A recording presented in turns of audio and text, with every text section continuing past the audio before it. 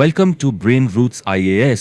Today we will study a very important topic, ENAM यानी national agricultural market और उसकी 10 साल की जर्नी। क्या आपने कभी सोचा है कि एक डेकेड पहले तक इंडिया के ज्यादातर किसानों के लिए उनका मार्केट सिर्फ उतना ही बड़ा था जितनी दूर उनका ट्रैक्टर जा सकता था? आज हम उसी डिजिटल रेवोल्यूशन की बात करेंगे जिसने इस पूरी रियलिटी को बदल कर रख दिया। ये कहानी है ENAM की और उसके वन नेशन वन मार्केट के सपने की। देखिए, इस एक लाइन में ना किसान की दशकों की बेबसी छिपी है। Farmers market was defined by the distance his tractor could travel. मतलब वो एक लोकल सिस्टम में, एक ज्योग्राफिकल लिमिटेशन में फंसा हुआ था जहां बार्गेनिंग पावर यानी मोल भाव की कोई गुंजाइश ही नहीं थी। यही वो फिजिकल बैरियर था जिसे तोड़ने के लिए ENAM को लाया गया। तो आइए सबसे पहले ये समझते हैं कि इस डिजिटल मंडी से पहले की दुनिया आखिर थी कैसी। Farmer in reality was trapped in a local cage. एक ऐसे पिंजरे में कैद था जो था ट्रेडिशनल एग्रीकल्चरल मार्केट सिस्टम का, और इस सिस्टम की अपनी बहुत सारी फ्लॉज यानी खामियां थी। ये पिंजरा था APMC सिस्टम का। APMC यानी एग्रीकल्चरल प्रोड्यूस मार्केट कमेटी। ये स्टेट लेवल मंडीज थीं जिन्होंने एक तरह की लोकलाइज्ड मोनोपोली बना रखी थी। मतलब किसान अपनी उपज, अपना प्रोड्यूस सिर्फ और सिर्फ यहीं बेच सकता था। इसका नतीजा, फार्मर एक प्राइस टेकर बनकर रह गया। इस कॉन्सेप्ट को समझिए। मान लीजिए किसान है, उसने महीनों मेहनत करके टमाटर उगाए। जब वो अपनी फसल मंडी लेकर आता है तो वहां गिने चुने खरीदार हैं। वो जो भी कीमत तय करते हैं किसान को मजबूरन माननी पड़ती है, चाहे उससे उसकी लागत यानी कॉस्ट ऑफ प्रोडक्शन भी ना निकले। यही APMC सिस्टम की आम हकीकत थी। और इसी प्रॉब्लम को सॉल्व करने के लिए एंट्री होती है ENAM की। ये गवर्नमेंट का डिजिटल सोल्यूशन था जिसने पुराने APMC सिस्टम की दीवारों को तोड़ने का काम किया। इसका मकसद था एक सिंगल डिजिटल मार्केट बनाना जहां पूरा देश, हाँ पूरा देश किसान के लिए एक मंडी बन जाए। सो ENAM सिर्फ एक वेबसाइट नहीं है, it's a very sophisticated multi layered digital architecture. इसके 3 कोर लेयर्स हैं। First, the information layer. यहाँ 12 लैंग्वेजेस में रियल टाइम प्राइस डैशबोर्ड्स हैं। सोच के देखिए, पंजाब का किसान कर्नाटका में गेहूं का क्या भाव चल रहा है लाइव देख सकता है। Second, the transaction layer. ये एक सिक्योर और कैशलेस पेमेंट गेटवे है जो पैसा मिडिलमैन को बाईपास करके सीधा किसान के अकाउंट में भेजता है। और थर्ड, जो सबसे एडवांस्ड है, द क्वालिटी लेयर। यहाँ आर्टिफिशियल इंटेलिजेंस की मदद से प्रोड्यूस की ग्रेडिंग होती है। इससे क्या होता है? इससे दिल्ली में बैठा एक ट्रेडर आंध्र प्रदेश की हल्दी की क्वालिटी पर भरोसा कर पाता है बिना उसे फिजिकली देखे। पर ENAM यहीं नहीं रुका, ये अब इवॉल्व होकर एक प्लेटफॉर्म ऑफ प्लेटफॉर्म्स बन गया है। What does this mean? इसका मतलब है कि ये अब लॉजिस्टिक्स, फाइनेंस और कोल्ड स्टोरेज जैसी थर्ड पार्टी सर्विसेज को एक ही सिंगल डिजिटल प्लेटफॉर्म पर इंटीग्रेट कर चुका है। यानी जब कोई किसान अपनी उपज ऑनलाइन बेचता है तो उससे उसी स्क्रीन पर, उसी प्लेटफॉर्म पर उसे ट्रांसपोर्ट करने के लिए ट्रक बुक करने से लेकर उस प्रोड्यूस पर लोन लेने तक की सुविधा मिल जाती है। It has become a one stop shop. चलिए अब ENAM इकोसिस्टम के सबसे I would say revolutionary component पर आते हैं। ये एक ऐसी चीज है जो अनाज को लिटरली, अनाज को डिजिटल सोने में बदल रही है। हम बात कर रहे हैं इलेक्ट्रॉनिक निगोशिएबल वेयरहाउस रिसीट की। तो ये ENWR है क्या? सिंपल टर्म्स में ये एक डिजिटल सर्टिफिकेट है।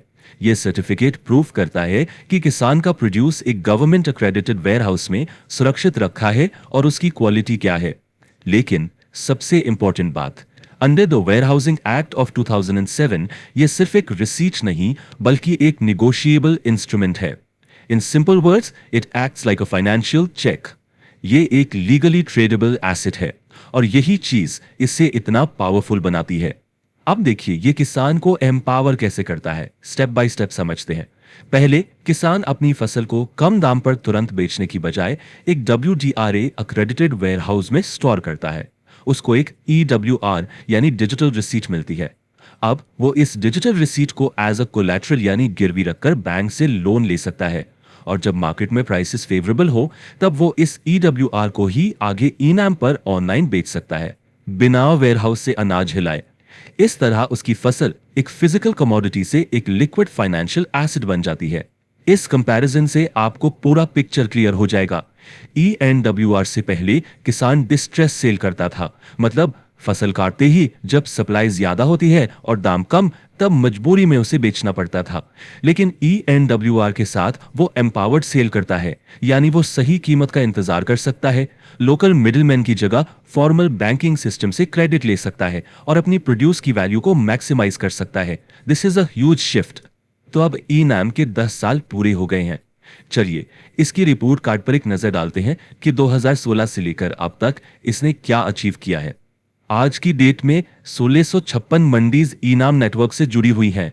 ये सिर्फ एक नंबर नहीं है, ये हजारों लोकल मार्केट्स को एक सिंगल डिजिटल इंफ्रास्ट्रक्चर में बुनने जैसा है, जो देश के हर कोने में किसानों के लिए नए अपॉर्चुनिटीज पैदा कर रहा है।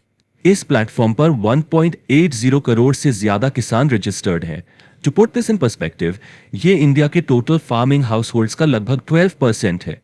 ये आंकड़ा दिखाता है कि डिजिटल रेवोल्यूशन अब सिर्फ शहरों तक लिमिटेड नहीं है, बल्कि हमारे देश के एग्रीकल्चरल हार्टलैंड तक पहुंच रही है। और यह है सबसे बड़ा फिगर। इस प्लेटफॉर्म पर अब तक 4.84 लाख करोड़ रुपए से ज्यादा का ट्रेड हो चुका है। इस अमाउंट के स्केल को समझने के लिए ये कई छोटे देशों की टोटल GDP से भी ज्यादा है। ये दिखाता है कि इंडिया की एग्रीकल्चरल इकोनॉमी का एक बहुत बड़ा हिस्सा कितनी तेजी से डिजिटाइज हुआ है। लेकिन ऑफ कोर्स ऐसी नहीं है कि सब कुछ परफेक्ट है। सक्सेस के साथ चैलेंजेस भी आते हैं। ई-नाम के सामने 3 बड़े फ्रिक्शन पॉइंट्स हैं। पहला, लास्ट माइल लॉजिस्टिक्स। ट्रेड को डिजिटल करना एक बात है, लेकिन यूपी से प्याज को तमिलनाडु में किसी खरीदार तक फिजिकली पहुंचाना वो एक अलग चैलेंज है, जिसके लिए कोल्ड चेन इंफ्रास्ट्रक्चर चाहिए। दूसरा, क्वालिटी स्टैंडर्डाइजेशन। बहुत सी छोटी मंडियों में अभी भी हाईटेक ग्रेडिंग लैब्स की कमी है। और तीसरा, मिडिल मैन रेजिस्टेंस। देखिए, ये सिर्फ एक इकोनॉमिक इशू नहीं, ये एक सोशो इकोनॉमिक इशू है। मिडिल मैन यानी अड़हत्या अक्सर किसानों को तब क्रेडिट देते हैं जब बैंक्स नहीं देते। ये क्रेडिट डिपेंडेंसी पीढ़ियों से चली आ रही है और इसे तोड़ना एक बहुत बड़ी सोशल चैलेंज है। तो व्हाट्स नेक्स्ट? आगे का रास्ता क्या है? चलिए फ्यूचर की तरफ देखते हैं और बात करते हैं कि ई-नाम के लिए अगली डिजिटल फसल क्या होने वाली है। ई-नाम अब एग्रीकल्चर 4.0 की तरफ बढ़ रहा है। इसमें ब्लॉकचेन जैसी टेक्नोलॉजी का इस्तेमाल होगा फॉर ट्रेसेबिलिटी।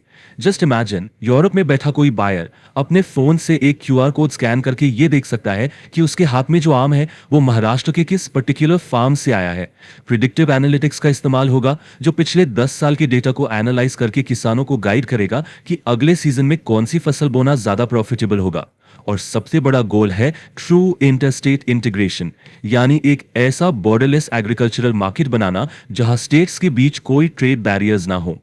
और आखिर में एक बहुत जरूरी सवाल, ई-नाम पर फार्मर प्रोड्यूसर ऑर्गेनाइजेशंस यानी FPOs सबसे तेजी से बढ़ने वाला सेगमेंट है।